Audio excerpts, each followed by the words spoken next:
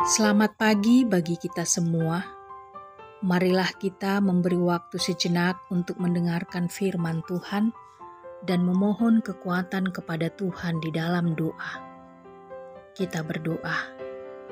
Ya Allah Bapa kami yang kami kenal dan sembah di dalam Yesus Kristus, Allah yang datang di dalam kehidupan kami, di dalam Roh Kudus yang menuntun kami dalam setiap aktivitas dan pekerjaan kami.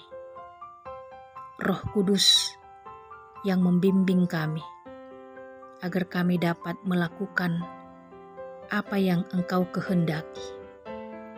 Pada pagi hari ini ya Tuhan, kami datang memohon kepadamu agar Engkau juga yang menyertai setiap perjalanan kehidupan kami dalam satu hari ini, agar kami dapat kembali melewati satu hari ini dengan ucapan syukur dan sukacita yang dari Tuhan. Dalam Kristus Yesus kami berdoa kepadamu. Amin.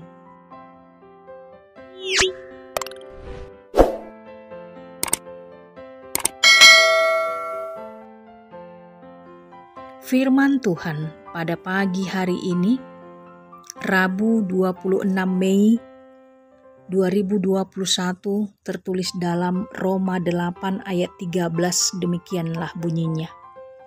Sebab jika kamu hidup menurut daging, kamu akan mati. Tetapi jika oleh Roh kamu mematikan perbuatan-perbuatan tubuhmu, kamu akan hidup. Demikianlah pembacaan firman Tuhan. Saudara-saudari yang terkasih, apa yang orang lakukan agar Allah berkenan kepadanya? Jika kita ingin mengetahui jawabannya, maka kita harus membaca surat Rasul Paulus kepada jemaat Roma. Apa yang dikatakan Paulus kepada orang Kristen Yahudi dan orang Kristen bukan Yahudi mengenai jalan Allah yang penuh kuasa untuk menyelamatkan manusia dari dosa dan menerima mereka sebagai umat-Nya. Tentu saja, karena Allah mengutus Yesus Kristus untuk menebus dosa manusia dan agar manusia dibenarkan oleh Allah karena iman-Nya. Paulus percaya bahwa Yesus Kristus telah diutus untuk menaati Allah dan mati sebagai kurban bagi dosa manusia. Yesus mencari semua orang, baik orang Yahudi maupun bukan Yahudi, agar semuanya menjadi anggota umat Allah yang baru.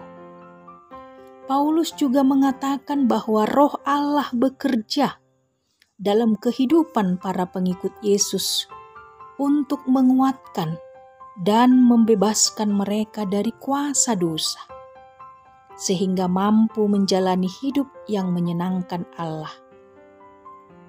Dalam renungan pagi ini, jemaat Roma diingatkan agar mereka jangan hidup menurut daging. Mengapa? Sebab mereka akan mati.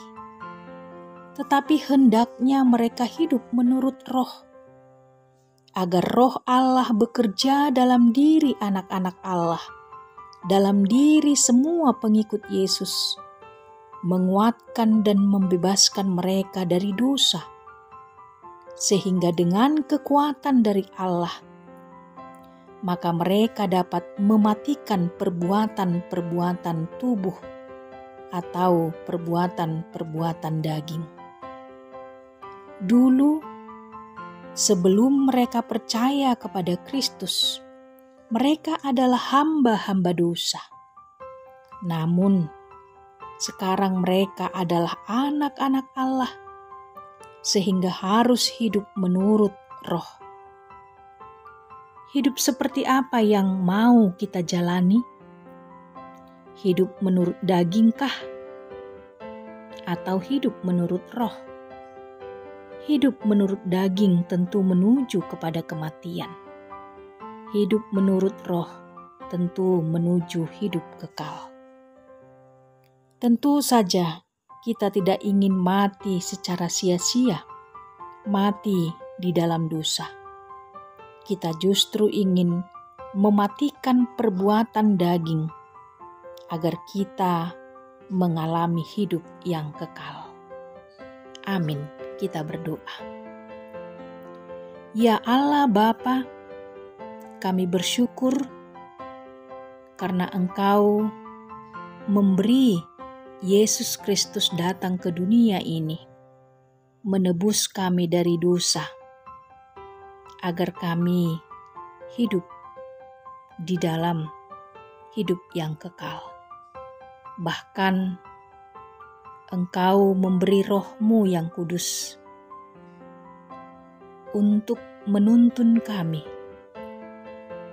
agar kami dapat melakukan sesuai dengan kehendak Tuhan. Roh Kudus yang menuntun kami, agar kami hidup menurut Roh,